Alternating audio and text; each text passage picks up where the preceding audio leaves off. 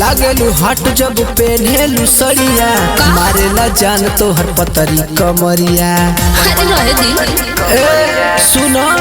मनवा करे कि हम कोरवा में धरी जौना के मन बारानी हम कली बोथला कमर मोर होला दरदिया हो केतना ले पीही हरदिया हो जाला ना रोजव तरदिया हो तो केतना ले पीही हरदिया हो जाला ना रोजव तरदिया हो बुझला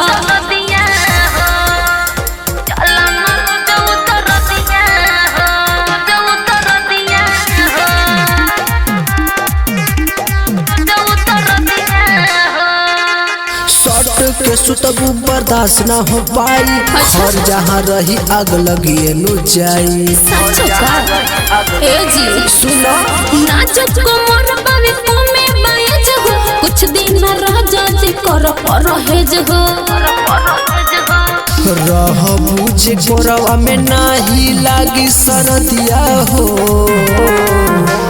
केतना ले पीही हरदिया हो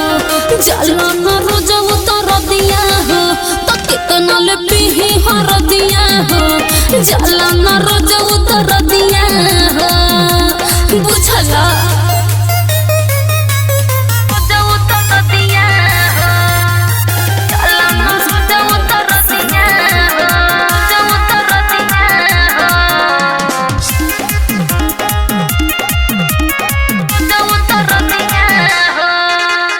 ऐसे छोड़ावा ना हमसे कलैया मारेला जान तो हर उठ के ललैया। हाँ हो सुनी ना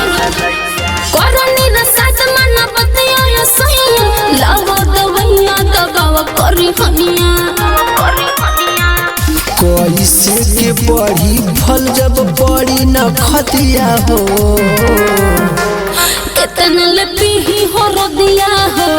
जाला ना रोजव तरदिया हो तो केतना ले पीही हरदिया हो जाला ना रोजव तरदिया हो बुझला।